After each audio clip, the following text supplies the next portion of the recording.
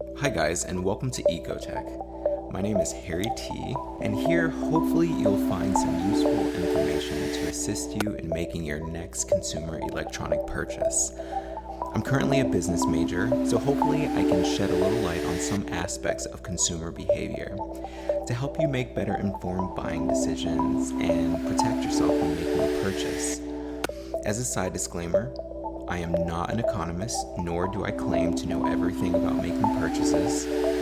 Much of what I'll deliver to you comes directly from what I've learned during my studies and personal experiences. While this podcast is mostly going to focus on consumer electronic purchases, you'll soon see the formula can really be applied to almost any product you're buying. Also, as an added bonus, this podcast will be directly related to a YouTube channel, so depending on your preference of information consumption, you'll have two ways to do so as it pertains to EcoTech. Alright, so jumping right in, so that we can have a really good foundation of understanding, the first thing I want to talk about is the overall experience of buying a tech product. Because ultimately, you're buying your product with some expectation of a certain experience. From the moment you make the purchase through the moments of utilization, there are many things that affect the outcome of your overall experience with the device. But while there might be many things, I personally believe there are two things that influence your experience the most, and that's how you buy and where you buy. When I say how you buy, I'm referring to one of the three categories I've put together, which I'll go into in just a moment. When I say where you buy, I literally mean where you buy the actual product. Now to explain the three categories. Without getting too technical, I've put together three buying categories. And also as a side note, for the ease of me to do and also for the ease of your understanding, I want to make this as non-technical as possible so that maybe you can listen along without having to Google every 5 minutes. I'll go into explaining it right away so that you have an understanding and you can continue to follow along. I think every consumer is entitled to information like this, so I definitely don't want to make it complicated. So yeah, I digress, but getting back on topic, I've put together three categories that will give you a good idea of the experience to expect. The willing and able category, the compromise category, and as good as it gets category. The willing and able category will typically consist of the best experience possible, as this is the category where people are able and willing to pay the highest price for tech products. The next category is the compromise category. The experience here usually ranges from excellent to not so great, and also has the most things to watch out for. The last category is the as good as it gets category. In this category, the experience will really all depend on what you actually buy, since in most cases, the items you get are very far from what you'd actually prefer. Now, you might be thinking, all this information is great, but how does any of this have to do with my actual experience, and what does this actually look like? Well, I'll give you an example. I decided to enter the market for a tablet, and as a side note, of course, when I say enter the market, I'm referring to not actually going into a market or a physical place. Usually when you hear people saying this term, it just means that they have begun to search or seek a product. So they're entering the market for that particular product. From the moment that you actually start searching for a product or you have a need for it, and you begin to look around for it, compare prices and things like that, you have now entered the market for that particular product. And that's what that means. So to rewind back a little bit, I decided to enter the market for a tablet. I decided that I wanted a Microsoft Surface tablet and that I only wanted to spend about $100 to $200 on one. Now, of course, when you want an item that has many models, you usually want the latest one.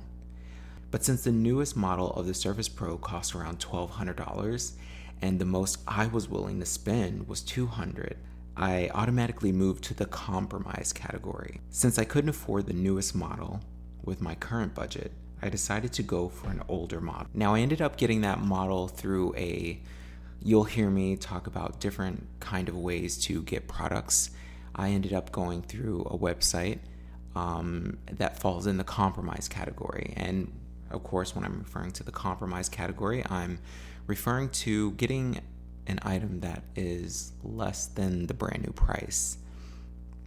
I don't want to confuse you too much, so I will just continue on through and I will pick up and explain in other episodes because this is going to be fairly short. I got that item and it was absolutely great at first.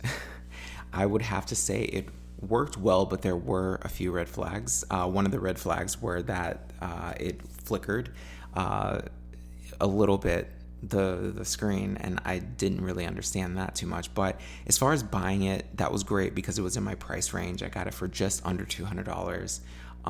The transaction went really well. My seller was very friendly for the most part, and I bought it through a website where I ended up getting it the exact same day that I bought it. So I got it within like a few hours. It was really great. It was a very interesting experience. But I bought the item and then it ended up like flickering a little bit when I was like setting it up and everything like that. And ultimately, within the span of like 2 days, it completely just cut out. Now, because the rules work a certain way on this one site, I ended up putting myself in a position where I had lost my money. So that just means that I was not able to get it back from the seller because I had already like completed the transaction fully. And so this is a really, really interesting situation, but there are things that are out there to protect you, and there are precautions that you take, of course, different things that you do just to kind of like cover any losses that you might have. But this is not something that I expected, and this is something that some consumers, this would just really baffle them. They would not know how to recover from a loss like this, and they would try to get help. And I did seek out help from customer service, and their reply was, this transaction is complete. There is nothing that we can do about it. And so essentially that would give a person a sense of hopelessness, and these situations, they happen every single day. These are the kinds of things that, like, if people are not more informed, if they're not more informed, it can happen a little bit more often. But here, what I'm hoping to do is just to open your mind and give you the information that you need in order to kind of like combat situations like this, or if something like this could happen with a purchase, right? So it, like, the information I give you hopefully will prepare you for if it happens. Even if it never does, you can still take these same precautions because it'll help you along the way down the line, and then it'll also set you up to be able to get like a really good range of usage out of your product. So with this particular product, I was able to purchase insurance, or I was able to purchase a warranty. You will also hear me use insurance, warranty, additional coverage. You will hear me use those interchangeably, but I'll do my best to explain so that you can obviously follow along and not get too confused. I ended up purchasing a protection plan, which is almost the same as like a warranty, extended warranty, but yeah. So I ended up buying like a protection plan for this particular item. But the catch is that I had to wait 30 days because that was the grace period. I had no usage out of the product and I had to just wait. So, and this happens, like I said. So this was one of the worst case scenarios of the compromise category, right? And so on the better side of the compromise category, I actually walked into a consumer electronics store and I picked up a tablet. This time I increased my budget of what I wanted to spend, and I went with getting something a little bit better. It was used, so this fell into the compromise category, or you can consider it open box. Used, refurbished, open box, they all fall into the compromise category. So I bought this tablet and it fell into that category as well. The difference between this one and the other one, besides the versions being completely different, this one was in much better condition. There was only a scratch on it, and well, it had only been opened and then returned. I mean, other than the fact of it having like a scratch on the back, there's nothing else wrong with it. It functions completely great and everything. And of course, as an added precaution, I did end up buying insurance for this particular product as well. So this is more of the upside of buying from the compromise category. I bought a used item that was either pre-owned or just like a store return, and it works for me just fine. Does everything I needed to do. And so you can actually buy things in the compromise category and have it work out just great for you. As far as the other item, even though it did not work, what I did to, and by the way, this was a Surface Pro 4, what I ended up doing to prepare myself for dealing with issues like this is that I paid for a protection plan. And unfortunately, I had to wait about 30 days before I could use the protection plan. But I ended up utilizing it, and they did something called like a payout option, essentially. So they didn't fix the item. They didn't give me back the item in any fashion. What they did was they decided to just compensate me for the price of the item. Now, they compensated me the price minus the shipping fees and minus any taxes. So I got like the base rate of what I got that product for. And I will say this is definitely better than getting nothing, right? This is so much better than getting nothing at all. I think I paid in taxes probably around maybe $30 something, maybe, or maybe like $20 something.